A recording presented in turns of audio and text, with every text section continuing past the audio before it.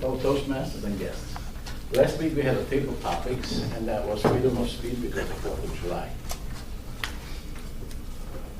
And I got to reminisce some things in my past. And one of them was this, that I came into the United States in 1965, but it took me in the middle of 66 where I was fluent enough in English to have conversations or debates or whatever. And one of the questions I was asked then was, a statement was made, aren't you glad you're in the United States? Aren't you glad to be in this country where you have freedom of speech? You can do what you want to? And I thought a minute. Because, you know, I asked the same question several years earlier when I was in Germany when we got a neighbor from Russia moving next door. I asked him, after listening to some of the stories they told about it, stuff that happened over there, and I said, aren't you glad you're in a country where you can do what you want to, you can say what you want to? And here I come to the United States and somebody informs me that I lived in a police state. Police state. Let's go back a little bit in my childhood. I remember as a little guy, we had those soapbox races. The police blocked off a whole section. They helped us build the soap cars.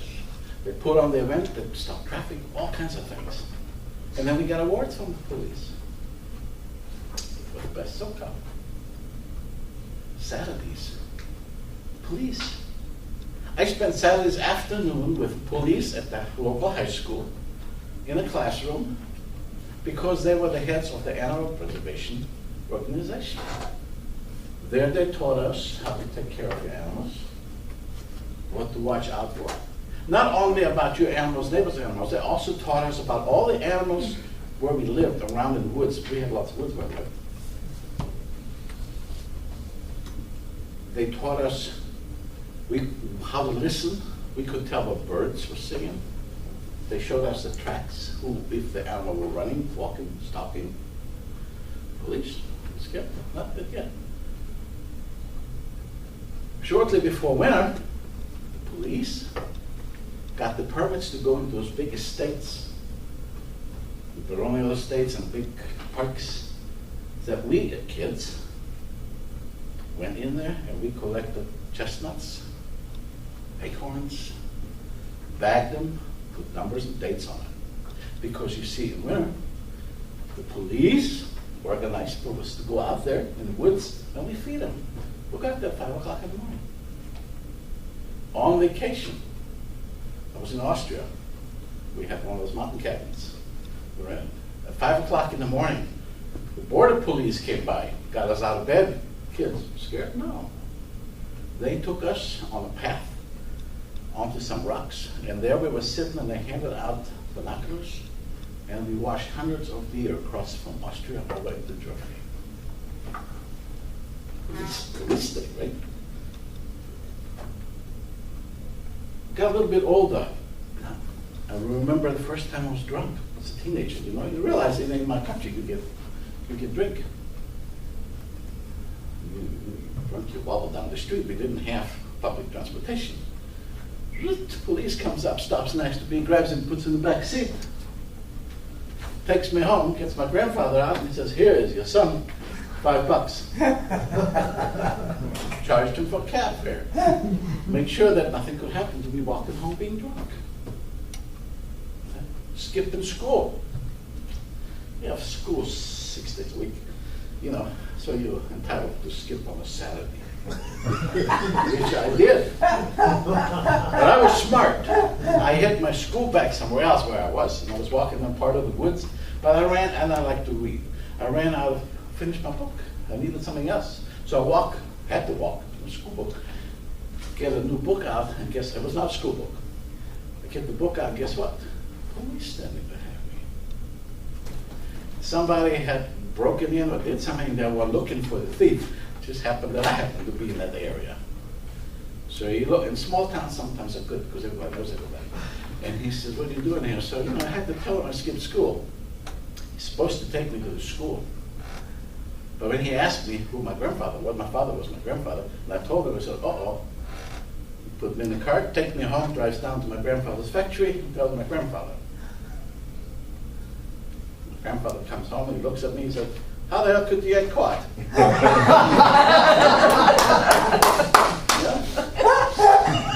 Something like this.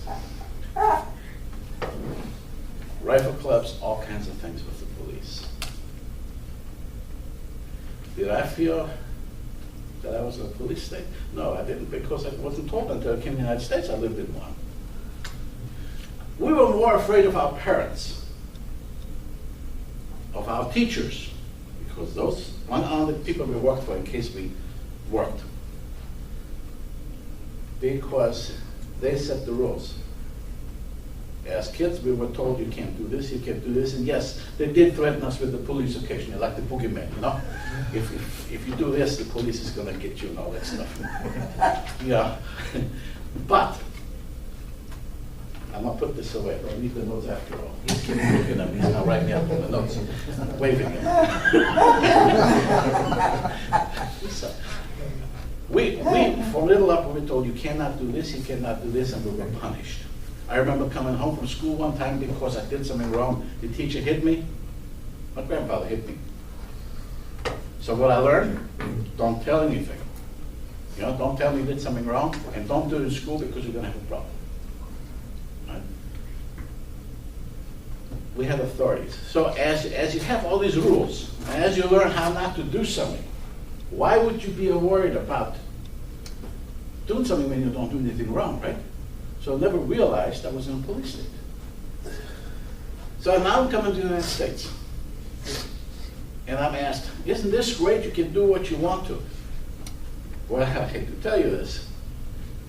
I came in the time during the Vietnam War. Riots. I drove around the block one time and I saw something going on, so I wanted to see what it was. We were being all one ways. By the time I got around, I was in the middle of a bunch of people, a bloody body falls over my car hood. The police gets me out of there. Thank you, police. I mean, I'm glad. It's a state where I help you. I've been told you can't go into this section. I've been told you can't go in this part of town. Yeah, I never was told that when I was back home. Police, you know, you have police all over. I'm driving down the highway. Police pulls up behind me. Pulls me over. I wasn't aware if they did anything. So I asked him what happened. He made me up the hood and all that stuff. He said, oh, nothing. You didn't do anything wrong. I was bored. So he pulls me over because he's bored. He wants something to tell me. He wants to talk to me, and hopefully I do something wrong. I'll say something wrong. Right? Freedom. I love it. To come back, one of the things I forgot to say, we do have a freedom from speech in Germany. At one time, we lived in our carnival. In that short time, you can say anything about anybody you want to. They can't do nothing. Quote. Now, don't take that for granted. In high school, I compiled a page of what teachers did wrong. And then I ridiculed them. But I also gave them good points. So they couldn't get me, but I had to do my homework from then on. And know what I did, otherwise they would have gotten me.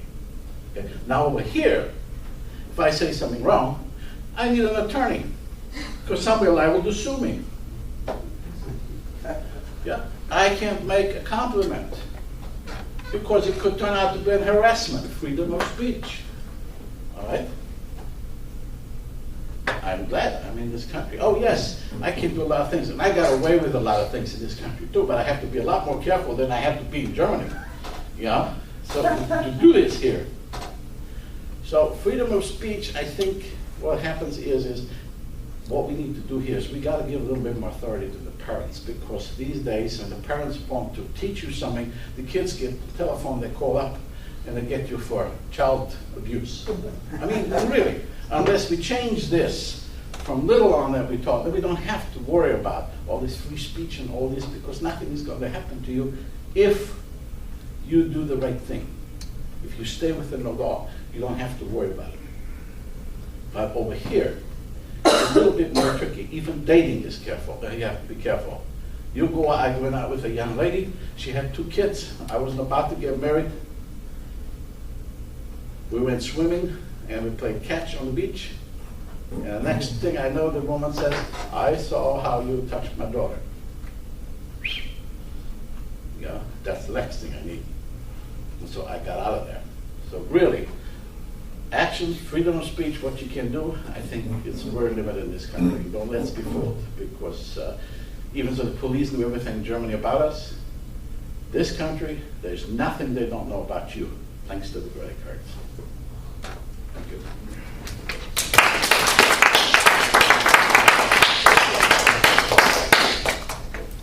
You could take a minute, please, to write your comments and send them over to Oskar. Timer, did everyone qualify? Yes. If you also could